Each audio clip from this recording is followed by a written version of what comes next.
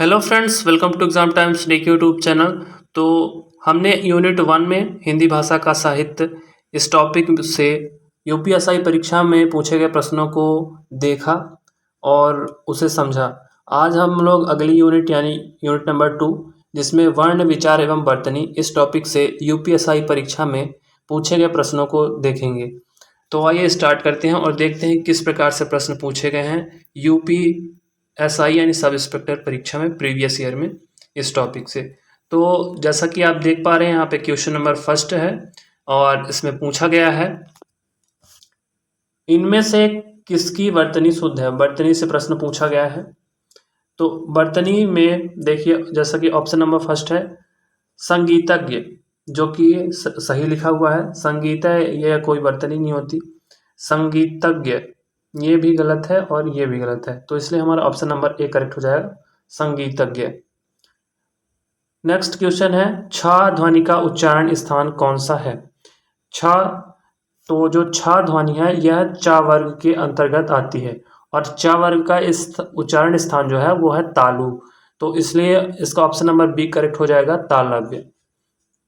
दंत, दंत से अगर हम बात करें तो जो ता वर्ग है उसका उच्चारण स्थान दंत्य है और ओष्ठ पा वर्ग का उच्चारण स्थान है। नेक्स्ट है क्वेश्चन नंबर 3 और इसमें पूछा गया है हिंदी वर्तनी का मानकीकरण किस वर्ष प्रकाशित हुआ था। तो जो हमारा क्वेश्चन नंबर 3 है यहाँ पे ये यूपीएसआई परीक्षा 2021 में पूछा गया है, यानी कि 1 दिसंबर 2021 प्रथम पाली में पूछा गया है। तो हिंदी भाषा का मानकीकरण इसका प्रकाशन वर्ष है 1967, यानी कि इसका ऑप्शन नंबर ए सही हो जाएगा। और जो केंद्रीय हिंदी निदेशालय है इसके द्वारा हिंदी भाषा का मानकीकरण किया गया है। हिंदी लेखन में एक रूपता लाने के लिए इसको किया गया हिंदी भाषा का मानकीकरण, तो हमारा ऑप्शन नंबर ए करेक्ट होगा इसका। अगला प्रश्न है ओष्ठ अल्पप्राण घोष वर्ण का उदाहरण कौन सा है। ओष्ठ यानी ओष्ठ से उच्चारण होने वाला अल्पप्राण यानी जिसमें कम वायु लगती है। घोष वर्ण यानी ऐसे वर्ण जिनके उच्चारण में गले में कंपन होता है, जो स्वर तंत्रियां हैं उनमें कंपन होता है। तो इसका जो ऑप्शन नंबर बी हमारा करेक्ट हो जाएगा।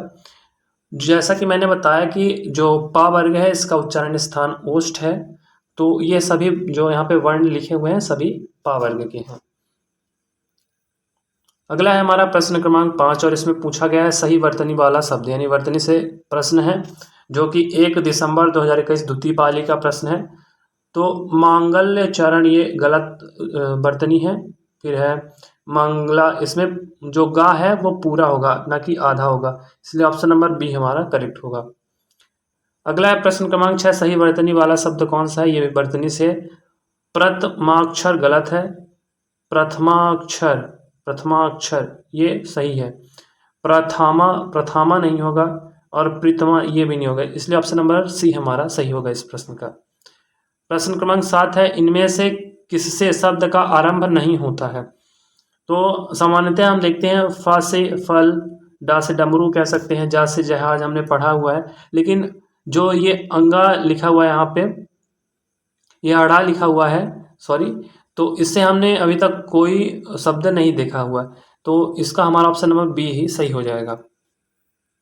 अगला है प्रश्न क्रमांक 8 हमारा और इसमें पूछा गया है इनमें से तालव्य व्यंजन का उदाहरण कौन सा है। तालव्य यानी कि तालु, यानी हार्ड पैलेट बोलते हैं उसको इंग्लिश में। तो तालव्य व्यंजन का उदाहरण यहाँ पे पूछा गया है, तो मैंने अभी बताया कि जो चा वर्ग है उसका उच्चारण स्थान तालव्य यानी तालु है, यानी चा छा जा झा। प्रश्न क्रमांक 9 यहाँ पे है इनमें से किस शब्द की वर्तनी शुद्ध है। उन्नयन गलत लिखा हुआ है, दो ना होगे, फिर उसके बाद या होगा ना कि 3 ना होंगे, इसलिए ऑप्शन नंबर हमारा बी सही होगा। उन्नयन यहाँ पे सही लिखा हुआ है, बाकी ऑप्शन हमारे गलत हैं। अगला प्रश्न हम देखते हैं जो कि है प्रश्न क्रमांक 10 और देखते हैं कौन सा प्रश्न किस प्रकार से पूछा गया है इसमें। तो ये पूछा गया 27 नवंबर 2021 द्वितीय पाली में मूर्धन्य ह्रस्व स्वर का उदाहरण कौन सा है। प्रश्न क्रमांक 10 में पूछा गया है मूर्धन्य ह्रस्व स्वर से आशय ऐसे स्वर से है ऐसे छोटे स्वर को कहते हैं जिसका उच्चारण करते समय जीभ मुड़कर तालु को स्पर्श करती है। तो जो री है, री का हम जब उच्चारण करते हैं तो जीभ हमारी मुड़कर तालु को टच करती है, स्पर्श करती है, तो इसलिए इसका ऑप्शन नंबर ए सही होगा। प्रश्न क्रमांक 11 है ग जा झ चा टा। इनमें तालव्य महाप्राण घोष वर्ण कितने हैं?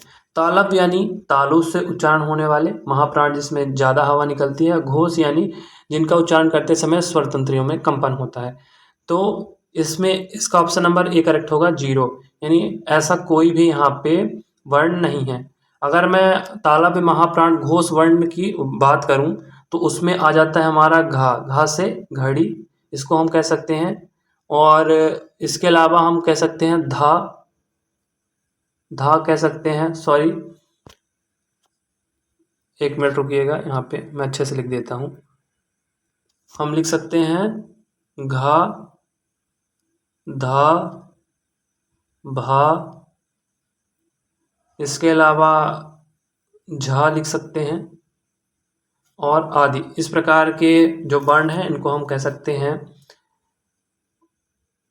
तालव्य महाप्राण घोष वर्ण। तो प्रश्न क्रमांक 11 का ऑप्शन नंबर ए सही होगा। अगला है प्रश्न क्रमांक 12, ओष्ठ अल्पप्राण घोष व्यंजन वर्ण का उदाहरण। ओष्ठ यानी ओठ से उच्चारित होने वाले, अल्पप्राण जिसमें कम वायु लगती है, घोष यानी स्वर तंत्रियों में कंपन होता है। तो जो यहाँ पे उदाहरण दिए गए हैं सभी ओष्ठ से उच्चारित होने वाले वर्ण हैं, जैसा कि मैंने बताया पावर्ग है।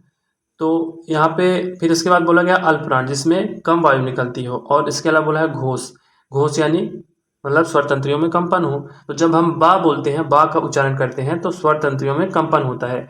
लेकिन इसके अतिरिक्त अगर बात करें वा में कंपन नहीं हो रहा, फा पा इसमें कंपन नहीं हो रहा, तो इसलिए ऑप्शन नंबर बी हमारा सही होगा। अगला प्रश्न क्रमांक 13, देवनागरी लिपि में किए गए सुधारों में पचमाक्षर के बदले अनुस्वार के प्रयोग का सुझाव इनमें से किसने दिया था? तो श्याम सुंदर दास जी ने दिया था, इसका ऑप्शन नंबर ए ही सही हो जाएगा।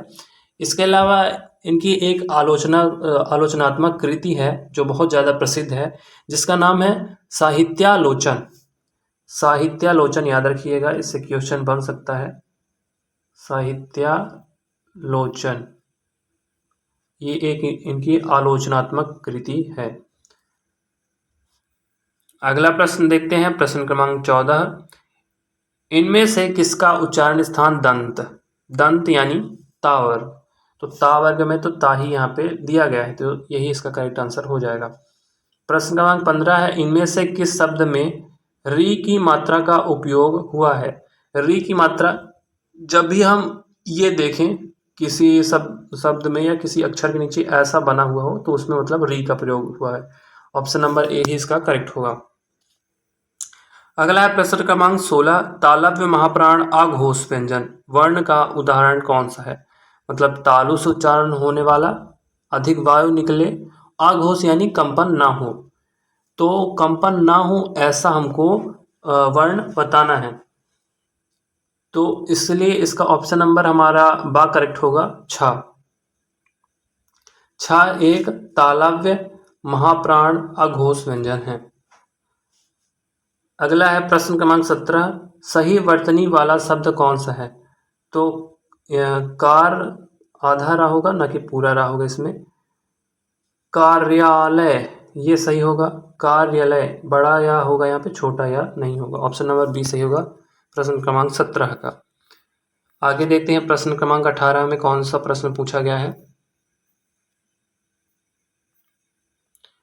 तो जैसा कि आप देख पा रहे हैं यहाँ पे लिखा हुआ है प्रश्न क्रमांक 18, सही वर्तनी वाला शब्द यहाँ पे पूछा गया है। व्यावस्था बड़ा व्या नहीं होगा यहाँ पे, इसलिए ऑप्शन नंबर ए गलत है, बी इसका सही आंसर होगा व्यवस्था, बाकी ऑप्शन गलत है। तो प्रश्न क्रमांक 18 का ऑप्शन नंबर बी सही होगा। 23 नवंबर 2021 तृतीय पाली का यह प्रश्न है।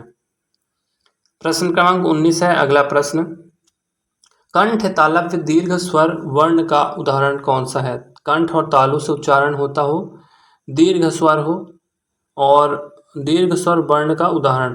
तो इसका जो उदाहरण है वो ए और ए है। ए दोनों इसके उदाहरण हैं, याद रखिएगा, इंपॉर्टेंट क्वेश्चन है ये वाला, क्वेश्चन नंबर 19। अगला प्रश्न है प्रश्न क्रमांक 20, हिंदी में अल्प प्राण वर्णों की संख्या कितनी है? तो जो बुक में दिया गया है इसका आंसर तो वो दिया गया है 31 यानी 31, लेकिन मैंने अभी गूगल से चेक किया तो उसमें इसका आंसर बता रहा है 30। मैंने इसकी पुष्टि की तो उसमें अल्प प्राण वर्णों की संख्या 30 और महाप्राण वर्णों की संख्या 14 बता रहा है, तो इसमें थोड़ा सा डाउट है, देख लीजिएगा। बाकी अगर वीडियो हेल्पफुल लगा हो तो एक लाइक करिएगा। अगले प्रश्नों को हम नेक्स्ट वीडियो पार्ट में कवर करेंगे। Thank you for watching the video और जय हिंद।